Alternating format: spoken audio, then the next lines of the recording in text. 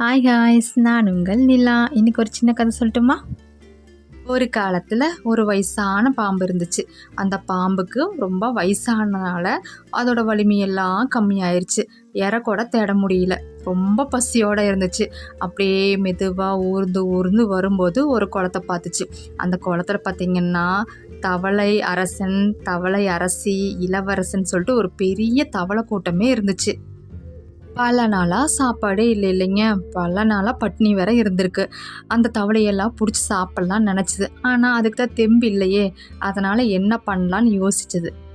அந்த பாம்பு நினச்சிது, இதுக்கு நம்ம ஏதாவது ஒரு தீர்வு கண்டுபிடிச்சே ஆகணும், இல்லைன்னா நம்ம கூடிய சீக்கிரம் இறந்துருவோம் அப்படின்னு யோசிச்சது. அதே சமயத்தில் தவளை இளவரசனையும் அதனுடைய நண்பர்களையும் பாம்பு பார்த்துச்சு. தவளைகள்லாம் வெளியே வந்து தரைப்பகுதியில் விளையாண்டுட்டு இருந்துச்சு. அப்போ யாருமே இந்த பாம்பை கவனிக்கவே இல்லை. அதில் ஒரே ஒரு தவளை மட்டும் இந்த பாம்பை பார்த்துருச்சு. ஐயோ பாம்பு, ஐயோ பாம்புன்னு சொல்லி கத்தவும் ஆரம்பிச்சிருச்சு. பாம்பை பார்த்தோன்னே எல்லாருமே தலை தெறிக்க ஓடிட்டாங்க. அங்கே ஒருத்தர் இங்கே ஒருத்தருமா அந்த தவளைகள் எல்லாமே பிரிஞ்சு ஓடிட்டாங்க. ஆனால் பாம்பு மட்டும் எந்த அசைவும் இல்லாமல் அப்படியே படுத்தே கிடந்தது, நகரவே இல்லை. அப்போது அந்த தவளை இளவரசன் என்ன நினச்சாங்க, ஒருவேளை இது இறந்த பாம்போ இருக்குமோன்னு சொல்லிட்டு அதோட தலையில் ஏறி குதிக்க ஆரம்பிச்சிருச்சு. குதிச்ச பின்னாலும் அந்த பாம்பு ஒன்றுமே சொல்லலை. மெதுவாக கண்களை திறந்து தலையை தூக்கி, கவலைப்படாதீங்க, நீங்கள் என்ன செஞ்சாலும் நான் கோபமே பட மாட்டேன் அப்படின்னு சொல்லி அந்த தவளைகிட்ட சொல்லுச்சு. தவளை இளவரசன் கேட்டார், ஏன் எதனால் அப்படின்னு சொல்லி கேட்டார். அதுக்கு பாம்பு ஒரு கதை சொல்லிச்சு. நான் தவம் செஞ்சிட்டு இருந்த ஒரு துறவியோட மகனை கடிச்சிட்டேன். அதனால் கோபம் அடைஞ்சு அவர் எனக்கு சாபம் கொடுத்துட்டாரு. என்னோட வாழ்நாள் முழுவதும் நான் தவளைகளே என் முதுகு மேலே ஏற்றி தூக்கிட்டு போகணும், அவங்க போகிற வர இடத்துக்கெல்லாம் தூக்கிட்டு போகணும்னு சொல்லி எனக்கு சாபம் கொடுத்துட்டாரு அப்படின்னு சொல்லிச்சான். இதை கேட்டு அந்த தவளை இளவரசன் ரொம்ப சந்தோஷப்பட்டாரா. ரொம்ப துள்ளி குதிச்சுட்டு, அப்படியானா நான் உன் முதுகில் ஏறி சவாரி செய்யவா அப்படின்னு சொல்லி கேட்டுச்சா. அதுக்கு அந்த பாம்பு தாராளமா அப்படின்னு சொல்லிச்சா. இதில் ஏறின குட்டி தவளை என்ன பண்ணுச்சு, என்ன என் பெற்றோர்கள்கிட்ட கூட்டுட்டு போ அப்படின்னு சொல்லி உத்தரவிட்டுச்சு. பாம்பு மீது சவாரி செஞ்சு வரும் தங்களோட மகனை பார்த்து அரசனும் அரசியும் ரொம்ப சந்தோஷப்பட்டாங்க. அதே சமயத்தில் வியப்பும் அடைஞ்சாங்க. அப்போ குட்டி இளவரசன் சொன்னார், தந்தையே இங்கே பாருங்க, நான் பாம்பின் மீது சவாரி செய்கிறேன்னு சொல்லிட்டு மகிழ்ச்சியோட குட்டி தவளை கத்துச்சு. அரசிக்கும் ஒரு ஆசை வந்துருச்சு. என்னங்க அரசரே, நம்மளும் கூட சவாரி செய்யலாமேன்னு சொல்லிட்டு. ஆனால் அரசன் வேண்டாமா, இதில் ஏதோ தப்பு இருக்கிற மாதிரி எனக்கு தோணுது, வேணாமான்னு சொன்னாங்க. அப்போது அந்த குட்டி இளவரசர் சொன்னார், அப்பா இதில் தப்புன்னு கிடையாது, இந்த பாம்பு ஒரு துறவிக்கிட்ட சாபம் வாங்கியிருக்குது, அதனால தான் இப்படி அப்படின்னு சொன்னாங்க.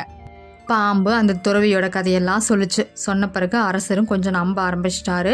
ஆமாம், நீயே ரொம்ப மெதுவாக போகிறேன்னு சொல்லி அரசர் கேட்டார். அதுக்கு பாம்பு சொல்லிச்சு, ஆமாம், நான் வேற என்ன செய்ய முடியும், நான் தான் சாப்பிட்டு பல நாள் ஆச்சே அப்படின்னு சொல்லிச்சு. நீ சாப்பிடலையா? அரசனோட ஊர்தி வேகமாகவும் வலிமையானதாக இருக்கும்ல, நீ சாப்பிடல அப்படின்னு அரசன் கேட்டார். அதற்கு அரசே, உங்களுடைய அனுமதி பெறாமல் நான் சாப்பிட முடியாது, ஏன்னா என்னுடைய உணவு உங்களோட குடிமக்கள் தான் அப்படின்னு பாம்பு பதிலளிச்சுது. எனக்கு கோவம் வந்துச்சு. எங்களை சாப்பிட நான் எப்படி அனுமதிக்க முடியும், எங்களுக்கு இந்த ஊர்தியெல்லாம் எதுவும் வேணாம், நீ இங்கேருந்து போகலாம் அப்படின்னு சொன்னாங்க. ஆனால் இந்த குட்டி இளவரசர் இருக்கார்ல, அவர் உடனே அழுக ஆரம்பிச்சிட்டாரு.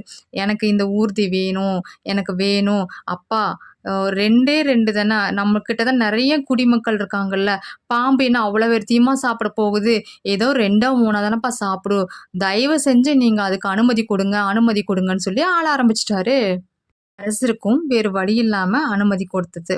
அப்போ அவரும் நினச்சாரு, ஆமாம், மகன் சொல்கிற மாதிரி அந்த பாம்பு எத்தனை தவளைகளை சாப்பிட போகுது, நம்ம குடிமக்கள் எல்லாமே சாப்பிட போகுது அப்படின்னு நினச்சிட்டு அனுமதியும் கொடுத்துட்டாங்க. ஆனால் இந்த பாம்பு தினமும் ஒரு தவளைன்னு சொல்லி சாப்பிட தொடங்கியது. அப்போது அதோட வலிமை ரொம்ப ஜாஸ்தி ஆயிடுச்சு. ரொம்ப ஆரோக்கியமான பாம்பாக அது மாறிடுச்சு. ரொம்ப வேகமாக நகரவும் ஆரம்பிச்சிருச்சு. ரொம்ப வேகமாக நகரும் அந்த பாம்போல சவாரி செய்யறதுக்கு அந்த இளவரசனுக்கு ரொம்ப சந்தோஷமாகவும் இருந்துச்சு. இப்படியே சில நாட்கள்லேயே எல்லா தவளைகளையும் அந்த பாம்பு சாப்பிட்டுச்சு. அப்போ அதுக்கு ரொம்ப பசி ஆயிடுச்சு. அப்போ என்ன பண்ணுறதுன்னு சொல்லி தெரியாமல் எனக்கு ரொம்ப பசியாக இருக்குது, குளத்துல இருக்கிற தவளைகள் அத்தனையும் நான் சாப்பிட்டேன். இப்போ இருக்கிறது நீங்கள் 3 பேர் தான், உங்களையும் சாப்பிட போகிறேன்னு சொல்லி பேசிட்டு உடனே அந்த கொடிய பாம்பு தவளை அரசனையும் தவளை அரசியும் அந்த இளவரசனையும் சாப்பிட்ருச்சு. ஓகே காய்ஸ், இதிலிருந்து நம்ம ஒரு விஷயத்த தெரிஞ்சுக்கலாம். என்ன தெரியுங்களா?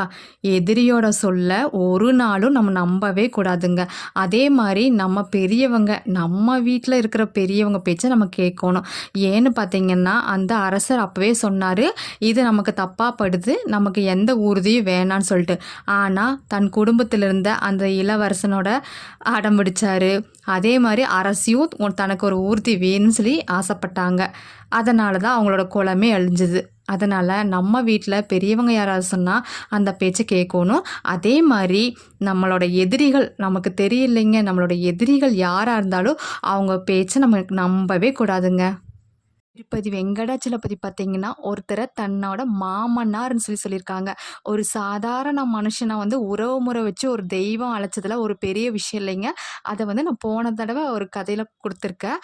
அந்த கதையோட லிங்க் இதில் கொடுத்துருக்கேன். முடிஞ்சால் அதையும் கேட்டு பாருங்க. வாழ்க்கை வாழ்வதற்கே வாழ்ந்து காட்டுவோம். தேங்க்ஸ் ஃபார் வாட்சிங்.